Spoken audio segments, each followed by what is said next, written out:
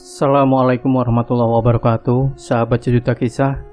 Apa kabar Anda hari ini? Mudah-mudahan selalu fine dan selalu dalam lindungan Allah Subhanahu wa Ta'ala. Amin, amin ya Robbal Alamin. Kembali berjumpa dengan kami, channel yang setiap hari selalu menyuguhkan cerita-cerita misteri menarik. Dan untuk kesempatan kali ini kami akan berbagi sebuah kisah nyata misteri yang berjudul Rumah Pakis.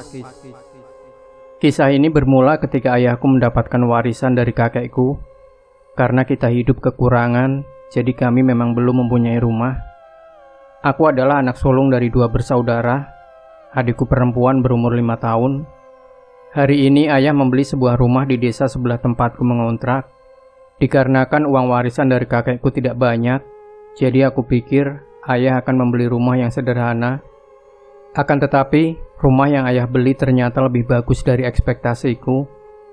Rumah dengan cat berwarna putih yang bahkan di depannya terdapat pagar, tapi di teras rumah itu masih penuh dengan rumput tinggi.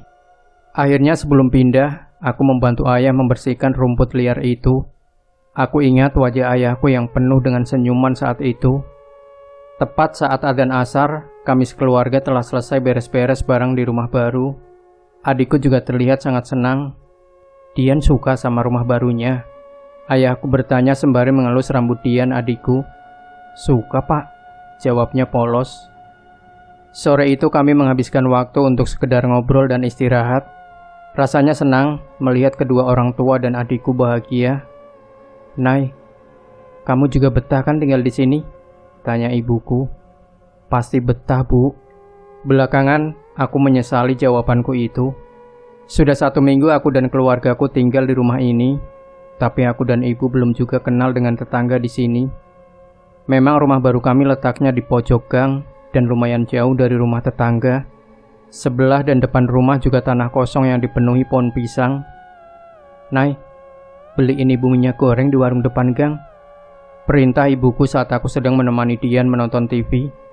Setelah meminta uangnya pada ibuku, aku pun bergegas keluar rumah untuk menuju warung.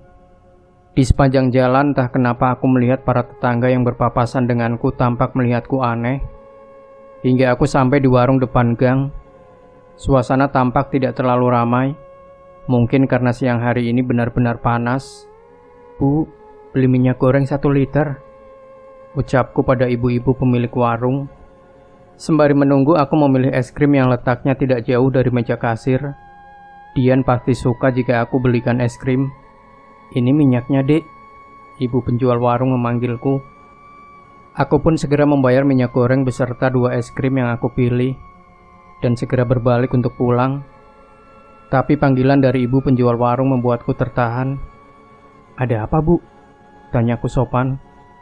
Maaf sebelumnya, Dek.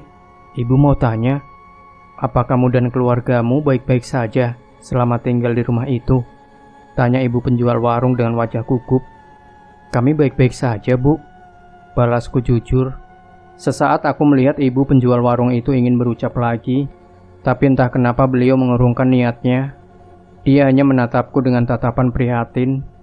Lalu dengan anggukan sopan, aku beranjak dari warung itu. Sejak saat itu aku merasa penasaran dengan rumah yang aku tinggali kini. Dari awal ayahku membeli rumah itu, aku sudah bertanya-tanya, kenapa rumah sebagus itu dihargai murah?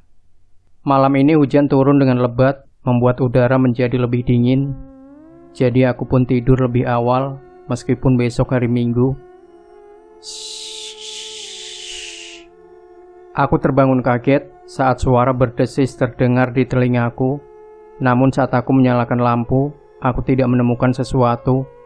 Apa tadi aku hanya bermimpi? Tapi suara itu terdengar sangat nyata. Pada saat aku sedang kebingungan dengan suara desisan tadi, tiba-tiba aku mendengar suara seperti orang sedang memasak di dapur. Aku pun melihat jam dinding dan kaget karena waktu menunjukkan pukul 2 dini hari. Dikarenakan rasa penasaran, aku pun keluar dari kamar menuju dapur. Ternyata benar, ibuku sedang memasak di dapur. "Bu, kenapa malam-malam begini masak? Ini kan bukan bulan puasa," tanyaku heran. Ibuku hanya membalas dengan berdehem, membuatku setengah sebal. Akhirnya aku memilih kembali ke kamar dan tidur lagi. "Kak Naya, ayo bangun." Seperti biasa, setiap pagi Dian selalu membangunkanku. Padahal hari ini aku libur sekolah. Aku pun membuka mata dengan malas. Gara-gara semalam ibu masak dengan suara berisik, aku jadi terganggu. Setelah bangun dan bercanda sebentar dengan Dian, aku pun mandi. Kebetulan kamar mandi letaknya dekat dengan dapur. Di dapur aku kembali melihat ibuku sedang memasak. "Kenapa masak lagi, Bu? Semalam kan udah masak," ujarku sambil berjalan ke arah kamar mandi. "Semalam? Ibu semalam tidur kok, gak lama setelah kamu masuk kamar," jawab ibuku sembari tetap fokus memasak. Sontak jawaban ibuku menghentikan langkahku. "Tadi malam jam 2 jelas-jelas aku lihat ibu lagi masak. Mana berisik banget, bikin aku susah tidur lagi," ucapku sebal. "Kamu mimpi kali. Sana tanya bapakmu kalau nggak percaya," balas ibuku. "Bener kata ibumu, Nay. Ibu tidur setelah kamu masuk kamar," jawab ayahku semakin membuatku bingung. Jika semalam bukan ibuku yang aku lihat, lalu siapa? Tanpa aku sadari, itu adalah awal mula dari sebuah teror yang membuat hidupku berubah selamanya. Dian gak suka. Aku terlonjak kaget mendengar suara adikku di depan rumah, padahal hari sudah petang. "Dian, kamu kenapa?" tanyaku sembari menghampiri Dian. "Dian nakal, Kak. Ngajak Dian ke sumur," jawab adikku polos. Kebetulan ada sumur yang sudah tidak dipakai yang terletak di belakang rumah. Tapi sumur itu sudah ditutup dengan kayu berbentuk lingkaran. Siapa yang ngajak Dian ke sumur? Dia membalas sembari telunjuknya menuding pekarangan depan rumah yang ditumbuhi pohon pisang. "Mana, kakak nggak lihat?" balasku penasaran. Jujur saja bulu kuduku meremang mendengar penjelasan Dian.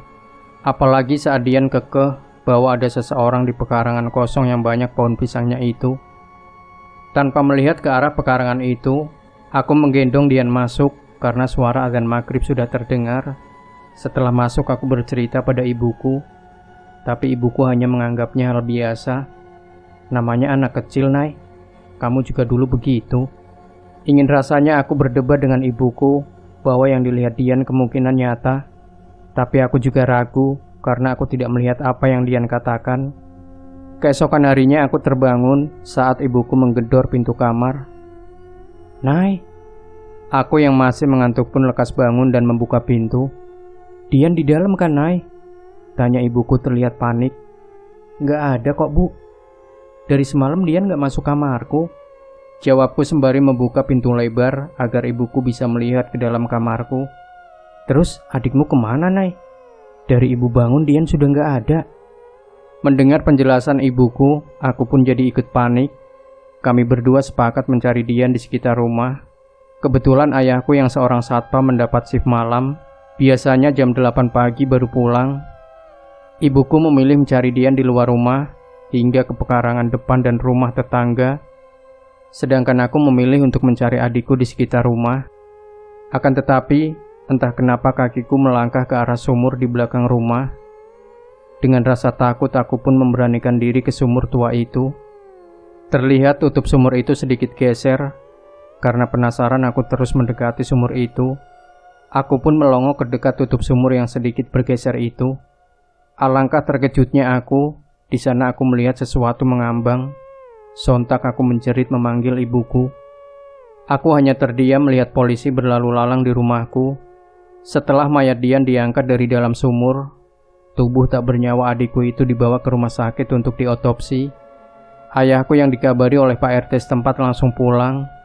Aku melihatnya begitu tegar, berbeda dengan ibuku yang beberapa kali pingsan. Ayahku juga ikut polisi ke rumah sakit. Tak terlihat air mata di sana, tapi aku tahu hatinya hancur. Hanya saja ayahku berusaha kuat untuk ibu dan aku, dan adikku satu-satunya harus meninggal dengan tragis. Entah bagaimana Dian bisa sampai tercebur dan tenggelam di dalam sumur itu, sedangkan pintu rumah masih dalam keadaan terkunci. Menurut ibu dan bapak, saat tengah malam mereka terbangun, masih melihat Dian tidur. Apakah kematian Dian ada sangkut pautnya dengan perkataan Dian kemarin? Sudah 1 minggu setelah kematian Dian, suasana rumah begitu berbeda. Ibuku sekarang lebih sering melamun. Kadang saat sedang menonton TV atau memasak, tiba-tiba beliau menangis atau tertawa sendiri. Berbeda dengan ayahku, kini beliau jarang di rumah. Setelah selesai bekerja, ayahku memilih untuk mancing atau sekedar main di rumah adiknya, menjadikan rumah kini menjadi lebih sunyi. Jam sudah menunjukkan pukul 9 malam. Karena terlalu fokus belajar, aku jadi lupa waktu untuk menunaikan sholat. Akhirnya aku pun ke kamar mandi untuk mengambil wudhu. "Kak Naya." Baru saja aku membuka pintu kamar mandi, aku mendengar seseorang memanggil namaku. Suara panggilan yang sama persis dengan suara Dian, adikku. Aku berhenti sejenak dan mencoba menengok ke belakang, tapi tak ada siapapun di sana. Akhirnya aku pun melanjutkan niatku untuk mengambil wudhu ke kamar mandi. Namun, saat aku melangkah ke dalam kamar mandi, di sana aku melihat Dian sedang berdiri menatapku dengan senyumnya yang seperti biasa. Akan tetapi aku sadar, Dian sudah meninggal. Melihatnya membuat badanku bergetar karena rasa takut yang tiba-tiba menguasaiku. Tapi entah kenapa aku tidak bisa beranjak. Justru mataku terus saja memperhatikan Dian. Perlahan sosok Dian yang sebelumnya terlihat normal berubah menjadi sosok pocong dengan kain kafan lusuh dan wajah dipenuhi kapas. Sontak aku pun dengan sekuat tenaga berlari menuju kamarku sembari berteriak. Aku kunci pintu kamar dan bersembunyi di bawah selimut, berharap sosok Dian yang kini berubah menjadi pocong tidak mengikutiku. "Kak Naya, ayo main." Suara Dian masih terdengar di depan kamarku. Beberapa saat kemudian suaranya berpindah ke jendela kamarku. Bukan hanya suara, tapi kini jendela kamarku juga digedor-gedor. "Pergi, kamu bukan Dian." Aku berteriak frustasi, tapi gedoran jendela kamarku semakin menjadi, karena rasa takut yang teramat sangat akhirnya membuatku pingsan. Pagi-pagi aku terbangun dengan kepala yang sedikit pusing. Rasanya badanku terlalu lemas untuk pergi sekolah. Baru saja ingin keluar dari kamar, aku mendengar suara gebrakan meja. "Istri tidak berguna." Sepertinya ayahku sedang memarahi ibuku lagi. Entahlah, sejak kematian Dian, keluargaku benar-benar berubah. Ayah yang dulu sangat penyayang menjadi sangat pemarah. Ibu yang dulu cerewet kini juga berubah menjadi pendiam. Aku benar-benar sedih, seakan aku hidup sendiri di rumah ini. Aku yang awalnya akan keluar untuk mandi pun mengurungkan niatku karena takut pada pertengkaran orang tuaku. Setelah aku mendengar suara motor ayahku menjauh dari rumah, barulah aku berani keluar dari kamar. Tapi tak aku temui ibuku. "Bu." Aku berusaha memanggil ibuku dari luar pintu kamarnya, tapi tidak ada jawaban dari ibuku. Akhirnya aku memilih untuk ke kamar mandi. Setelah selesai membersihkan diri, aku bermaksud untuk pamit pergi ke sekolah, meskipun kepalaku masih sedikit pusing. Tapi alangkah terkejutnya aku saat kudapati tubuh ibuku tergantung di tengah pintu kamarnya. Lidahnya menjulur dengan mata terbelalak, wajahnya begitu mengisyaratkan kesakitan. Wajah ibu yang dulu penuh senyum, kini kulihat wajahnya penuh dengan kepayahan. "Ibu, kenapa harus memilih jalan seperti ini? Tidakkah aku penting bagimu hingga kau lebih memilih menyusul Dian?" Saat itu aku mendengar banyak suara di sekitarku. Suara orang-orang yang ramai memenuhi rumahku untuk melihat ibu. Tapi aku tidak memperdulikan suara-suara itu. Tatapanku terus saja terpaku pada sosok ibu yang tergantung. Aku harap ibu tidak menjadi seperti Dian. Aku harap ibu pergi dengan tenang. Hari ini malam terakhir tahlilan meninggalnya ibu. Tidak banyak yang hadir karena memang kami warga baru di sini. Tanteku lah yang mengatur semuanya karena ayahku memilih untuk sibuk bekerja. Rasanya aku menjadi benci ayahku. Tidak ada lagi sosok ayah yang perhatian lagi. Semuanya seakan menguap seiring dengan kematian Dian dan ibu. "Nay, malam ini tante pulang ya?" ujar tanteku saat kami duduk berdua di ruang tengah. Aku menatap wajah Tante Ika sesaat. Ada rasa tidak tega di wajahnya. Tapi aku sadar Tante Ika juga punya keluarga yang harus diurusnya. Lagi pula rumahnya masih satu kota denganku. "Iya tante, makasih ya udah bantu Naya," balasku jujur. Tante Ika langsung memelukku erat, rasanya seperti sedang dipeluk oleh ibu. "Kamu hati-hati di rumah, Nay.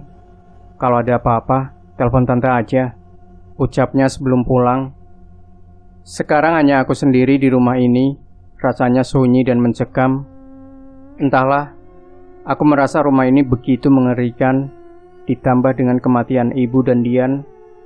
Aku tahu mereka adalah ibu dan adikku, tapi sosok Dian tempo hari membuatku takut setengah mati. Dikarenakan aku sibuk membantu Tante Ika mengurusi acara tahlilan, aku pun belum sempat menunaikan ibadah sholat Isya. Aku pergi ke kamar mandi untuk wudhu dan kembali ke kamar dengan melewati kamar almarhum ibuku. Ingatanku kembali saat kutemukan ibu tergantung dengan lidah menjulur. Rasa sedih kembali menyeruak membuatku kembali terisak. Akhirnya aku memilih cepat kembali ke kamar untuk sholat. Awalnya aku sholat dengan khusyuk, tapi saat masuk ke rakaat terakhir, aku mendengar lamat-lamat suara orang sedang membaca bacaan sholat. Suara itu tepat di belakangku yang sedang bersujud.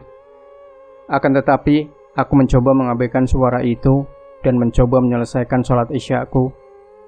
Pada saat aku mengucapkan salam, dari belakangku terdengar orang yang menyahuti salamku. Refleks aku langsung menengok ke belakang, tapi hanya ada kekosongan yang aku lihat. Namun, saat aku kembali menatap ke depan, tepat di hadapanku duduk sosok ibuku yang juga sedang memakai mukena. Aku hanya bisa termangu menatap sosok ibuku. Sosok dengan wajah pucat itu juga menatapku sembari menyeringai. Seringai yang bertambah lebar, hingga membuat wajah ibuku seakan terbelah menjadi dua. Ditambah dengan suara cekikikannya yang terdengar begitu menakutkan bagiku. "Nayaku, ayo ikut ibu." Setelah itu aku tidak ingat apa-apa lagi karena aku pingsan menahan rasa takutku sendiri melihat sosok ibu. Aku terbangun karena mendengar sepeda motor ayahku. Posisiku masih di lantai dengan memakai mukena. Bayangan sosok ibu pun kembali melintas di pikiranku. "Bapak baru pulang?" tanyaku setelah melepas mukenaku. Tanpa menjawab pertanyaanku, ayahku pun masuk ke dalam kamarnya. Rasanya sedih diperlakukan seperti ini. Hari Mingguku aku lalui dengan menonton TV, sedangkan ayahku masih tidur di kamarnya. Karena bosan, aku pun memilih jalan-jalan di sekitar rumah. Sampai aku bertemu dengan seorang ibu-ibu yang sedang menyapu di halaman rumahnya. "Permisi, Bu," sapaku ramah sembari berlalu. "Dek, tunggu." Tiba-tiba ibu itu memanggilku, aku pun menghampirinya. "Ada apa ya, Bu?" tanyaku sopan. "Ada yang mau saya bicarain," balasnya terlihat gugup. "Tentang apa, Bu?" "Tentang rumahmu. Sebaiknya kamu pindah dari sana." Masih dengan ekspresi yang sama, ibu-ibu tetanggaku itu mencoba memberitahuku. "Memangnya kenapa?" tanyaku penasaran. "Rumah Pakis adalah rumah terkutuk. Jadi sebelum kamu atau bapakmu meregang nyawa seperti keluargamu yang lain, sebaiknya kamu pindah." "Rumah Pakis? Maksudnya?" Aku masih belum paham. "Di depan rumahmu namanya Jalan Pakis. Jadi rumah itu terkenal dengan nama Rumah Pakis. Kenapa mau-maunya bapakmu beli rumah terkutuk itu?" Sekarang aku semakin yakin semua yang terjadi belakangan ini, kematian ibu dan Dian juga berkaitan dengan rumah ini. Lalu aku bertanya pada ibu-ibu yang bertubuh tambun di depanku tentang rumah Pakis yang aku tinggali. Lalu ibu itu pun mulai bercerita sembari mempersilahkanku untuk duduk di teras rumahnya. Dulu rumah Pakis adalah rumah seorang wanita dengan 2 anaknya. Wanita tersebut adalah seorang janda yang suaminya meninggal sejak anak keduanya masih di kandungan. jelasnya dengan mata yang menerawang. Rumahmu yang sekarang dulu masih bentuk gubuk dan belum sebagus itu, lanjutnya. Lalu, aku benar-benar tidak sabar mendengar kelanjutannya. Adik dari suaminya menuntut agar wanita dan 2 anaknya pergi dari rumah, karena menurutnya itu adalah hak warisnya, bukan milik kakaknya. Awalnya si wanita tidak mau pergi, karena untuk makan saja kadang mereka kesusahan, apalagi harus mencari tempat tinggal baru. Tapi adik dari suaminya terus-terusan mengganggu wanita dan 2 anaknya dengan cara merusak rumah wanita itu. Hingga puncaknya, adik suaminya melukai kakak iparnya sendiri dengan menyiramnya pakai air keras hingga menyebabkan separuh wajahnya rusak. Entah kenapa ada perasaan marah di hatiku mendengar cerita dari tetanggaku bagaimana ada orang sekejam itu. Sampai suatu saat, majikan wanita itu mencarinya ke rumah karena sudah beberapa hari dia tidak berangkat bekerja. Sang majikan pun mencoba memanggil-manggilnya, tapi tidak ada jawaban darinya. Majikannya hanya mencium bau tidak sedap dari dalam rumah wanita itu. Karena khawatir, akhirnya si majikan pergi mencari perangkat desa ini untuk mengecek keadaan karyawannya. Ibu-ibu itu masih bercerita, matanya terlihat berkaca-kaca, tapi juga menunjukkan kemarahan. Aku jadi penasaran, siapa sebenarnya ibu ini? Kau tahu nak, setelah pintu rumah gubuk itu dibuka paksa oleh perangkat desa, apa yang mereka lihat? Mereka menemukan jasad wanita itu tergantung dengan tubuh yang menghitam karena membusuk, sedangkan kedua anaknya tergeletak di tanah dengan kondisi yang sama. Si wanita akhirnya bunuh diri dengan mengajak kedua anaknya yang masih kecil. Sambung ibu itu dengan suara bergetar. Lalu apa hubungannya dengan keluarga aku? Kenapa keluarga aku yang jadi sasaran? Tanya aku emosional. Sebelum meninggal, dia meninggalkan sepucuk surat. Ditulisnya bahwa dia akan kembali dan membalas dendam. Siapapun yang menempati rumah itu akan mati sepertinya. Mendengar jawaban ibu itu membuatku merinding ngeri. Ternyata rumah yang aku tinggali menyimpan kisah yang begitu tragis dan menyeramkan. Setelah mendengar penjelasannya, aku mohon pamit pulang ke rumah. Sebenarnya aku ingin bertanya, dari mana si ibu tahu cerita itu? Aku hanya takut jika beliau cuma mengarang cerita.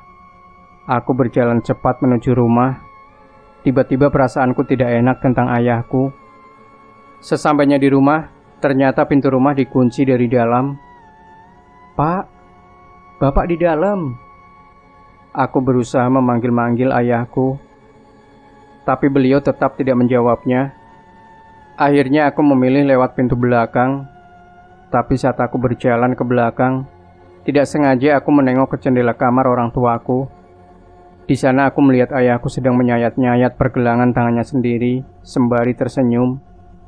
Astagfirullah, Bapak. Aku mencoba menggedor-gedor jendela kamarnya. Ingin rasanya aku memecahkan kaca jendela, tapi percuma. Karena setiap jendela dilapisi oleh teralis besi. Aku pun mencoba mendobrak pintu, tapi usahaku sia-sia. Akhirnya aku pergi ke rumah Pak RT yang tak jauh dari rumahku. Sembari menangis, aku mencoba meminta tolong padanya.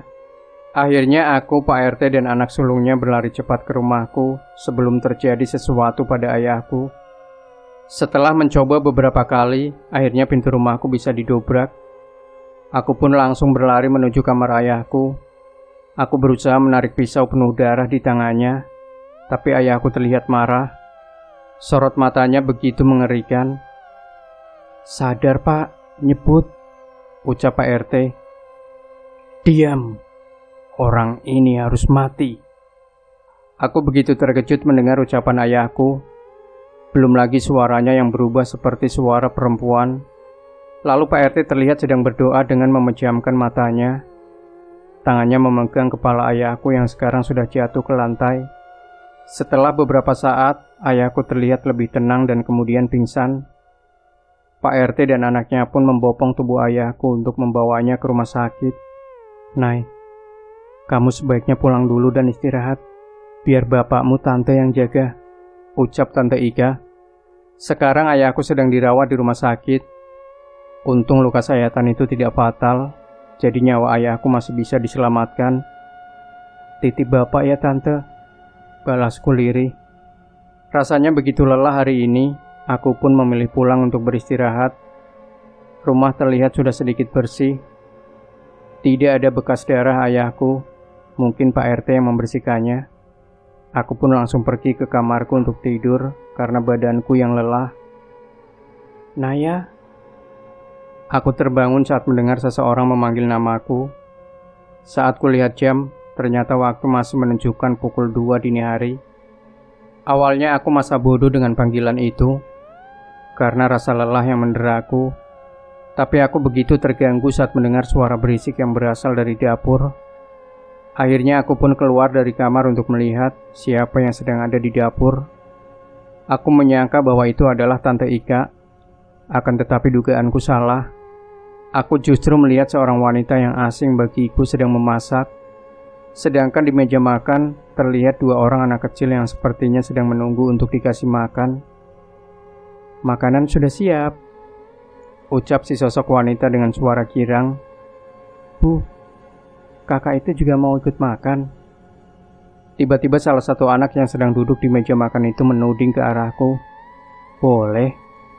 Sosok wanita itu menjawab sembari tertawa. Tawa yang begitu membuatku merinding. Bukan hanya itu, sosok wanita yang tadinya memakai baju biasa berubah menjadi wanita dengan gaun putih dan rambut panjang. Wajahnya yang tadinya terlihat biasa saja juga berubah mengerikan. Setelah wajahnya hancur seperti terkelupas, belum lagi 2 anak kecil yang tadi duduk kini berubah menjadi pocong berwarna hitam. Sontak aku langsung berteriak. Karena ketakutan, aku pun berlari menuju pintu depan untuk kabur. Tapi pintu depan tidak bisa terbuka meskipun kuncinya sudah aku putar. Kakak, main sama aku yuk. Terdengar suara anak tadi di belakangku. Rasanya aku ingin pingsan. Namun aku memberanikan diri untuk berbalik ke belakang dengan membaca ayat kursi, berharap sosok-sosok di depanku lekas pergi. Akan tetapi aku kembali terperangah. Sosok wanita mengerikan itu justru mengikutiku melantunkan ayat suci. Tolong! Aku berusaha berteriak meminta tolong sembari menangis. Tapi mereka tetap saja menggangguku. Mereka justru tertawa dengan suara yang mengerikan. Sampai aku merasakan sebuah tangan memegang pundakku. Tangan pucat dengan kuku sangat tajam yang berwarna hitam. Mau menyusul ibu dan adikmu. Suaranya jelas terdengar di telingaku, suara yang diikuti oleh tawa cekikikan. Tanpa bisa aku bendung lagi, dengan sisa kekuatanku, aku membuka pintu rumah yang sekarang bisa terbuka. Aku pun langsung berlari ke rumah Pak RT. Untung saja tidak lama aku memanggil, Pak RT keluar beserta keluarganya. Aku pun menceritakan kejadian tadi sembari menangis. Akhirnya aku pun menginap di rumah Pak RT.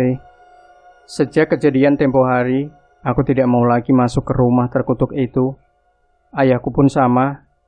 Ternyata beliau lebih dulu diganggu oleh penunggu rumah itu dengan dibisiki sesuatu yang tidak ingin beliau lakukan. Barang-barang kami pun yang mengepak Pak RT karena hanya beliau yang berani masuk ke dalam rumah. Akhirnya aku tinggal di rumah Tante Ika untuk sementara sembari menunggu ayahku pulih. Rumah itu tetap dibiarkan kosong. Bahkan tempo hari aku mendengar ada orang gantung diri lagi di sana. Menurut polisi, orang yang meninggal adalah tunawisma yang sering mencari rumah kosong untuk sekedar tinggal sebentar. Tapi sepertinya si tunawisma salah mencari tempat tinggal. Sekarang keanggaran rumah pakis sudah diketahui banyak orang. Apalagi semenjak salah satu YouTuber terkenal mengeksplorasi rumah pakis yang sekarang kondisinya sudah sangat kotor karena tidak terawat. Demikian sahabat sejuta kisah, jangan lupa berikan komentar Anda, like, share video ini, subscribe channel sejuta kisah, dan nantikan kembali cerita-cerita misteri terbaru dari kami.